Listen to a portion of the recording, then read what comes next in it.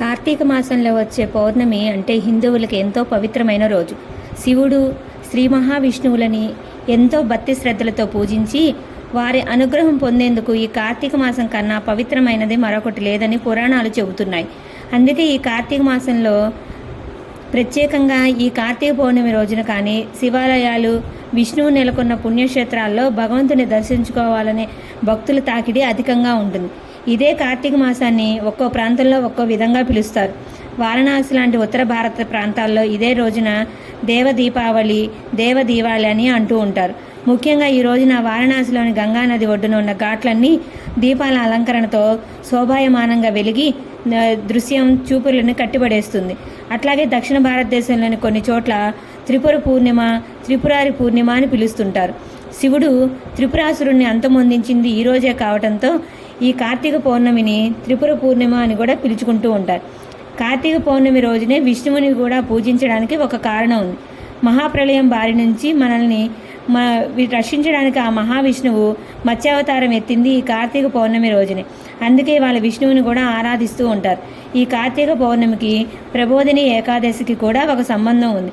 ప్రబోధిని ఏకాదశితో ఆరంభమయ్యే చతుర్మాసం పండగలన్నీ మళ్ళీ 4 నెలల తర్వాత ఈ కార్తీక పౌర్ణమితో ముగుస్తాయి. మహాభారతం ప్రకారం తారకాసురుని శివుడు తనయుడైన కార్తికేయుడు అంతమొందిస్తాడు.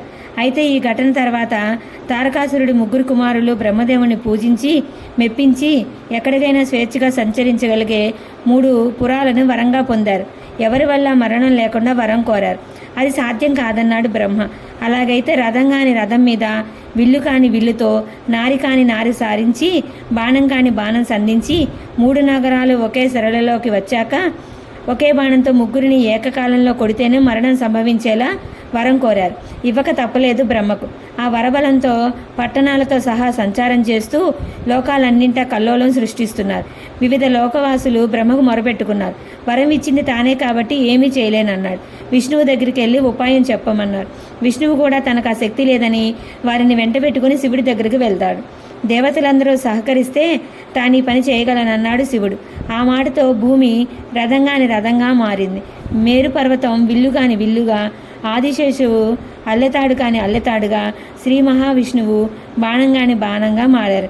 వీరందరి సమాహార శక్తితో శివుడు త్రిపురాసురులను అనగా 3 పట్టణాల యజమానులైన రాక్షసులను సంహరించాడని, అందువల్ల ఈ పేరు వచ్చిందని పురాణ కథనం. కార్తీక పౌర్ణమి రోజున నదీ స్నానం ఆచరించి ఆ పరమశివుణ్ణి పూజించి రోజంతా ఉపవాసం ఉండటం భక్తులకే ఆనవాయితీ. కార్తీక పౌర్ణమి రోజున నదీ స్నానం చేస్తే శరీరానికి ఎన్నో శక్తులు చేకూరుతాయని, అందులోనూ పవిత్రమైన నదుల్లో ఈ నదీ స్నానం మరింత పవిత్రతని, పుణ్యంని చేకూరుస్తుందని భక్తుల బలమైన విశ్వాసం. అందువల్లే కార్తీక పౌర్ణమి రోజున ప్రసిద్ధ శైవక్షేత్రమైన వారణాసి భక్తుల రాకతో కిటకిటలాడుతుంది. ఆ రోజు ఇంట్లో తులసి మొక్కకు కానీ లేదా దేవాలయాల్లో కానీ దీపారాజన చేస్తే మరింత పుణ్యం, పూజా ఫలం దక్కుతుంది. కొంతమంది కార్తీక పౌర్ణమి రోజున 365 వెలిగిస్తుంటారు. దీనికి అర్థం సంవత్సరంలో ఒక్కో రోజుకి ఒక్కో దీపం చొప్పున అన్ని దీపాలు ఈ పరమ పవిత్రమైన రోజే వెలిగించి మీ అనుగ్రహం కోరుకుంటున్నాను దేవా అని భగవంతునికి చెప్పుకోవడం. సత్యనారాయణ స్వామి వ్రతం జరుపుకోవడానికి కూడా కార్తీక పౌర్ణమి కన్నా పవిత్రమైన రోజు మరొకటి లేదు అని పురాణాలు చెబుతున్నాయి. అందుకు కారణం శ్రీ మహావిష్ణువుకి ఈ కార్తీక పౌర్ణమి అతి ప్రీతిపాత్రమైంది కావటమే. అందుకే మిగతా రోజుల్లో సత్యనారాయణ స్వామి వ్రతం చేయటం కన్నా కార్తీక పౌర్ణమి రోజున వ్రతానికి చేసే అధిక పూజా ఫలం దక్కుతుందని చెప్పి పెద్దలు చెబుతారు. శివుడు, విష్ణువులని పూజించే పరమ పవిత్రమైన రోజుగా హిందువులకి కార్తీక పౌర్ణమి అతి ముఖ్యమైనది కాగా, మరొక వైపు సిక్కులు, జైన మతస్థులు కూడా ఈ కార్తీక పౌర్ణమిని ఘనంగా జరుపుకుంటారు. సిక్కులు దైవంగా భావించే శ్రీ గురునానక్ పుట్టింది కార్తీక పౌర్ణమి రోజే కావడంతో సిక్కులు ఈ రోజుని పవిత్రమైనదిగా భావిస్తారు. జైన్లు కూడా ఈ కార్తీక పౌర్ణమిని అత్యంత